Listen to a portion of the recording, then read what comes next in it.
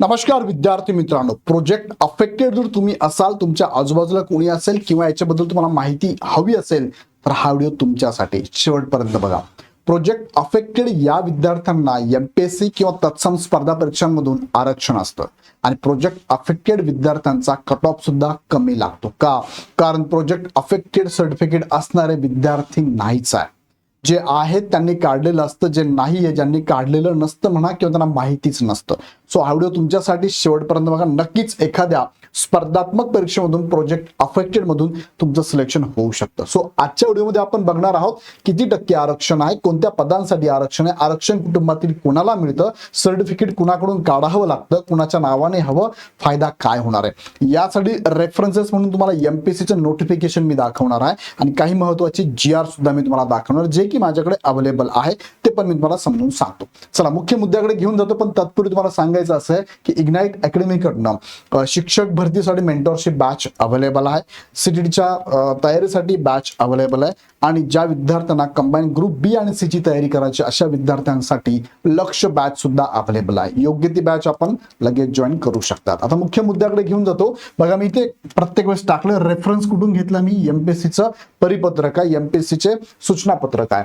फायदा काय? जर तुम्हाला प्रोजेक्ट अफेक्टेड तुम्हाला जर सर्टिफिकेट मिळत असेल तर नक्कीच घ्या, असं मी तुम्हाला सजेशन देईल. फायदा काय? तर पहिले म्हणजे वयामध्ये तुम्हाला सूट मिळते. आता वयामध्ये सूट म्हणजे जनरल जर आपण विचार केला, ओपन मधून असाल तर 38 वर्षापर्यंत सूट आहे, कॅटेगरी मधून असाल 43 वर्षापर्यंत सूट आहे, पण प्रोजेक्ट अफेक्टेड असाल तर वयाच्या 45 वर्षापर्यंत सूट आहे. ओके, इथे दिले बघा, वयामध्ये तुम्हाला सूट दिले 45 वर्षापर्यंत. दुसरं काय, तुम्हाला 5% आरक्षण पण मिळतं. मग प्रकल्पग्रस्तांकरिता शासन सेवेतील कोणत्या पदांसाठी? तर फक्त गट ग प्रवर्गासाठी तुम्हाला 5% आरक्षण पण लागू आहे. त्याचबरोबर तुम्हाला परीक्षा शुल्क जे आहे ते सामाजिक न्यायाप्रमाणेच परीक्षा शुल्क आहे, म्हणजे जनरल प्रमाणेच ओपन प्रमाणेच तुम्हाला इथे परीक्षा शुल्क भरायचं. तुम्ही ज्या कॅटेगरीत बिलॉंग करता त्या कॅटेगरीनुसार तुम्हाला शुल्क असणार, म्हणजे इथे पण तुम्हाला नक्कीच फायदा होऊ शकतो. त्यानंतर दुसरा मुद्दा आहे की आरक्षण किती टक्के आहे, तुम्हाला आत्ताच मी सांगितलं, आणि कोणत्या पदांसाठी आरक्षण आहे. आता मी सांगितल्याप्रमाणे हे आरक्षण फक्त गट क साठी आहे आणि हे आरक्षण तुम्हाला शासकीय जीआर नुसार 5% मिळत असतं समांतर आरक्षणानुसार. आता समांतर आरक्षण कसं मिळतं ते पण तुम्हाला थोडक्यात एक एक्झाम्पल देऊन समजून सांगतो बघा. जसं की आपण म्हणूया एक कॅन्डिडेट आहे जो की ओबीसी मधनं बिलॉंग करतो आणि प्रोजेक्ट अफेक्टेड आहे. मग याला एखाद्या एक्झाम मध्ये याने जर प्रोजेक्ट अफेक्टेड मधून फॉर्म भरला तर याला जागा कशा मिळतात आणि किती मिळतात बघूया आपण. पहिला याचा विचार कुठे केला जातो? तर पहिला विचार त्याचा केला जातो ओपन मधून प्रोजेक्ट अफेक्टेड या पदासाठी. दुसरा विचार केला जातो कॅटेगरी, ज्याची कॅटेगरी कशी ओबीसी दिलेली आहे, मग कॅटेगरीचा विचार केला जातो ओबीसी प्रोजेक्ट अफेक्टेड मध्ये विचार केला जातो. तिसरा विचार केला जातो ओपन मध्ये जनरल साठी आणि चौथा विचार केला जातो कॅटेगरी मधून, जसं की तो ओबीसी आहे तर कॅटेगरी मधून तो जनरल साठी. म्हणजे 4 ठिकाणच्या जागांसाठी त्याला इथे स्पर्धा करायला मिळते किंवा जागा मिळतात. म्हणजे हा फायदाच आहे. की 4 ठिकाणी जर प्रोजेक्ट अफेक्टेड इथे नसल आहे पण मी नाही भरत सर, जाऊ द्या, प्रोजेक्ट अफेक्टेडला जागा नाहीये किंवा मला नाही भरायचं वगैरे काय कारण असू शकतात. नाही भरलं तुमचा विचार कुठे होईल? फक्त इथे होणार का? इथे होणार नाही, इथे होणार नाही, फक्त ओपन जनरल. तुम्ही जर ओपन मधून असाल तर ओपन जनरल आणि कॅटेगरीमध्ये असाल तर कॅटेगरी आणि ओपन ह्या दोन्ही ठिकाणी विचार तुमचा होईल. डिपेंड, तुम्ही कॅटेगरीत असाल तरच येते, अदरवाईज ओपन जनरल मध्ये तुमचा विचार होऊ शकतो. लक्षात घ्या. पण यांचे कट ऑफ तुम्हाला माहिती असेल खूप जास्त लागतात, कारण इथे स्पर्धा करायला सगळेच विद्यार्थी आहे, सगळे समांतर आरक्षणाचे विद्यार्थी इथे जातात. तुमच्या कॅटेगरीतले सगळे समांतर आरक्षणाचे विद्यार्थी इथे जातात, त्यामुळे ते कॉम्पिटिशन जास्त आहे. तर तुमचा नंबर लागणं थोडं अवघड आहे. म्हणजे तुम्हाला मार्क चांगले जर असेल तर नंबर लागू शकतो. आता पुढच्या मुद्द्याकडे घेऊन जातो बघा. समांतर आरक्षण तुम्हाला जे मिळतं ते किती टक्के आहे? तर इथे पण बघा, प्रकल्पग्रस्तांसाठी 5% गट क साठी आहे, सामाजिक प्रवर्गातील कप्पेकृत असणार आहे, म्हणजे त्यांच्यासाठीच आहे. भूकंपग्रस्तांना पण इथे बघा 2% आरक्षण दिलेलं आहे.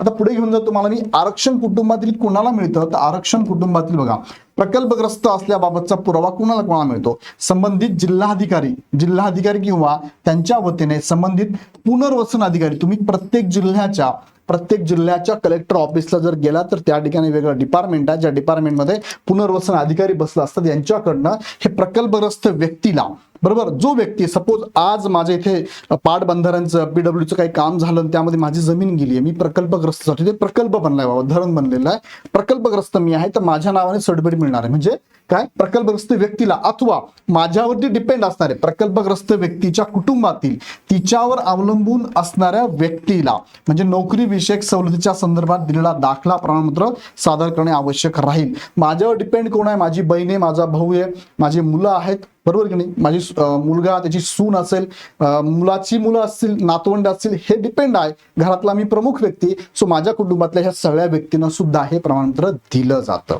आता बघा पुढे, कुणाच्या नावाचं हवं, कुणाला याचा फायदा घेता येतो आणि किती व्यक्तींना किती वेळा फायदा घेतो. रेफरन्स एमपीएससीचा आहे बघा. लाभार्थी बघा, केंद्र शासन किंवा राज्य शासन यांनी हाती घेतलेला पाटबंधारे, वीज अथवा इतर कोणत्याही प्रकल्पामुळे ज्या व्यक्तीचे घर अथवा जमीन पूर्णतः किंवा अंशतः संपादनात येते असेल अशा व्यक्ती किंवा प्रकल्पग्रस्त व्यक्तीवर अवलंबून असणाऱ्या व्यक्तींना हे दिलं जातं. कुणाच्या नावाचं आहे तर प्रत्यक्ष त्या व्यक्तीच्या नावाचं दिलं जातं.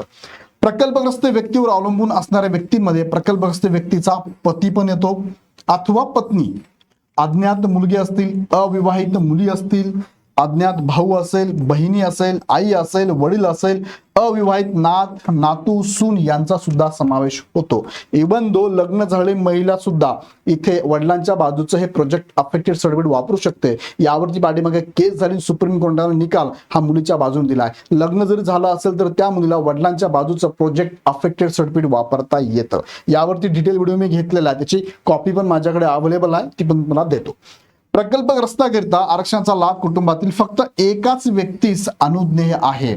म्हणजे तुम्हाला आता फॉर एक्झाम्पल फादरनी सर्टिफिकेट काढलेले यांच्या नावाचं आहे, पण यांनी नोकरीचा फायदा घेतलाच नाही, त्यांची अपत्य फॉर एक्झाम्पल त्यांचा मुलगा आहे, त्याच्या नावावर काय त्यांना ट्रान्सफर करावं लागेल आणि मुलगा याचा फायदा घेऊ शकतो. सपोज मुलांनी पण घेतलं नाही तर मुलाची सून म्हणजे मुलाची बायको असेल किंवा व्यक्तीची सून असेल ती घेऊ शकते, काही ट्रान्सफर करायच्या नावाने ती पण फायदा घेऊ शकते, किंवा यांचे नातवंड सुद्धा फायदा घेऊ शकतात. फक्त सर्टिफिकेट ट्रान्सफर करावं लागतं त्यांच्या नावाचं, बरोबर की नाही. म्हणजे त्या व्यक्तीवर अवलंबून असणार सगळ्यांना हे मिळू शकतं, पण एकाच व्यक्तीच याचा फायदा घेता येतो. भले त्यांनी मुलांनी काढला असेल, सुनेनी काढला असेल किंवा नात असेल, नाताने काढला असेल, पण मात्र सरकारी नोकरीत फायदा ह्या तिघांपैकी जो कोणी लागेल त्याला एकालाच, फॉर एक्झाम्पल सूनच लागली, संपला, आता प्रोजेक्ट अफेक्टेडचा सर्टिफिकेट इथून पुढे कुणालाही वापरता येणार नाही, कारण तुम्ही सवलत घेतलेली आहे, शासकीय नोकरी घेतलेली आहे, एकदाच वापरता येतो.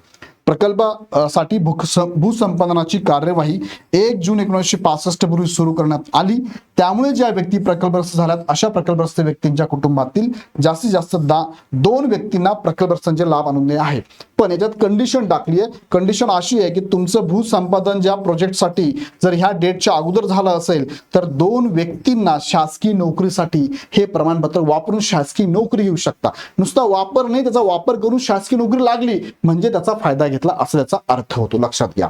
त्यानंतर पुढे आपण जाऊया, सर्टिफिकेट कुणाकडून काढावं लागतं तर प्रकल्पग्रस्त दाखला प्रमाणपत्र संबंधित जिल्हाधिकारी किंवा त्यांच्या वतीने, मी तुम्हाला मगाशी म्हटल्याप्रमाणे पुनर्वसन अधिकारी यांच्याकडनं, ते प्रत्येक जिल्ह्याला हे ऑफिस असतं, त्यांच्याकडून तुम्ही काढू शकता.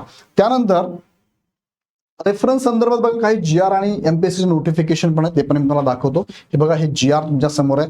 3 फेब्रुवारी 2007चा GR माझ्याकडे अवेलेबल आहे. त्यामुळे सुद्धा प्रकल्पग्रस्तांना शासकीय नियमित शासकीय सेवेत गट क व गट ड मधील पदावर नियुक्त त्यांना उच्चतम वयोमर्यादा शिथिल करण्याबाबतला हा GR आहे. आणि फार हा जुना GR आहे, 21 जानेवारी 1980चा GR आहे. हा GR प्रकल्पग्रस्त व्यक्ती व त्याच्यावर अवलंबून असणाऱ्या व्यक्तींना शासकीय सेवेतील वर्ग 3 वर्ग 4 मधील भरतीबाबत प्राधान्यक्रम हे पण GR अवेलेबल आहे. या GR मध्ये सगळ्या गोष्टी मी तुम्हाला सांगितल्या.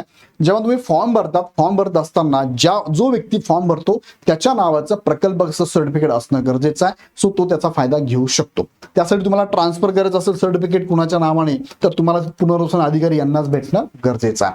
बघा, फॉर्म भरत असताना आर यू प्रोजेक्ट अफेक्ट असं विचारलं जातं. एमपीएससीचा फॉर्म भरतो मी, यस केल्यानंतर किंवा कोणत्याही स्पर्धात्मक परीक्षेचा फॉर्म जर भरला तुम्ही जेव्हा प्रोजेक्ट अफेक्टेड वरती यस करतात तेव्हा तुम्हाला विचारलं जातं सर्टिफिकेटचा नंबर टाका, सर्टिफिकेटची इश्यूइंग डेट टाका आणि सर्टिफिकेट सुद्धा अपलोड करावं लागतं. आणि एमपीएससी फॉर्म भरताना तर प्रिलिमचा फॉर्म भरताना किंवा पहिल्यांदा फॉर्म मध्ये भरत असला एक्झामचा तुम्हाला हे अपलोड करावंच लागतं. पुढे जाऊया घेऊन आपण हे सर्टिफिकेटची सॅम्पल कॉपी तुमच्या समोर बघा. असं सर्टिफिकेट तुम्हाला मिळतं. जसं की इथे तुमचं नाव असतं, इथे तुम्हाला पुनर्वसन अधिकारी जे असतात, जिल्हा पुनर्वसन अधिकारी, त्यांची स्टॅम्प आणि सिग्नेचर असतं. आता प्रकल्पग्रस्त उमेदवार मिळाले नाही तर काय, तर अशा वेळेस अनुशेष जो आहे तो बघा इथे दिला त्यांनी MPSC ने. जर असे उमेदवार, सुयोग्य उमेदवार उपलब्ध झाले नाही, कोणते प्रकल्पग्रस्त, भूकंपग्रस्त, जर अंशकालीन खेळाडू असतील, महिला असेल, तर काय होतं, सदर पदाचा अनुशेष पुढे ओढण्यात येत नाही. सदर पदे संबंधित सामाजिक प्रवर्गातील इतर उमेदवारांमधून गुणवत्तेनुसार भरले जातात. फॉर एक्झाम्पल ओबीसीचा प्रोजेक्ट अफेक्टेड विद्यार्थ्यांना जागा 2 होत्या, पण हे विद्यार्थी मिळालेच नाही, तर ह्या जागा ज्या असं ह्या कुणाला जातात, तर ओबीसी मधून, जनरल मधून ही पदं भरली जातात. त्यानंतर पुढचा मुद्दा महत्वाचा. आता तुमच्या मनात जर काही डाऊट असेल तर ते मला कमेंट बॉक्समध्ये नक्की टाका. सो प्रोजेक्ट अफेक्टेड म्हणून तुमच्या नावाने जर सर्टिफिकेट असेल तर याचा फायदा तुम्ही घेऊन शासकीय नोकरीमध्ये 5% आरक्षण घेऊ शकतात.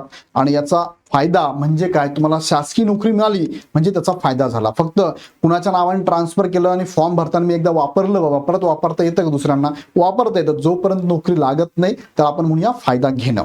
फक्त वापर केला आपण, अजून सिलेक्शन नाही झालं, याला आपण म्हणू शकत नाही वापर केला. जोपर्यंत एक शासकीय नोकरी लागत नाही किंवा 1965 पूर्वीच्या 2 उमेदवारांना नोकरी लागत नाही तोपर्यंत हे सर्टिफिकेट तुम्ही वापरू शकता. जर आतापर्यंत काढलेलं नसेल आणि निघत असेल तर नक्कीच तयारी करा, कारण येणाऱ्या अपकमिंग जाहिराती खूप मोठ्या प्रमाणात आहे, त्यात तुम्हाला फायदा नक्कीच होणार आहे. हा व्हिडिओ आवडला तर लाईक करा, तुमच्या मित्रांना ग्रुपमध्ये नक्की शेअर करा. अजून काही डाऊट असेल कमेंट बॉक्समध्ये टाका. आणि पाठीमागचे काही निकष वेगळे होते प्रोजेक्ट अफेक्टेडचे, आता रिसेंटली प्रोजेक्ट अफेक्टचे निकष पण बदललेले आहे. सो भरपूर सारे GR आलेले आहेत, त्या सगळ्यांची माहिती घेऊनच तुम्हाला हा व्हिडिओ मी बनवलेला आहे. सो या संदर्भात भरपूर सारे GR माझ्याकडे अवेलेबल आहे. तुम्हाला काही लागलं तर मला नक्की सांगा, खाली डिस्क्रिप्शन मध्ये कमेंट टाका. आणि असेच व्हिडिओ अपकमिंग बघण्यासाठी चॅनल सबस्क्राईब करून बेल आयकॉन क्लिक करा. पुन्हा व्हिडिओ आपण नेक्स्ट व्हिडिओमध्ये. धन्यवाद.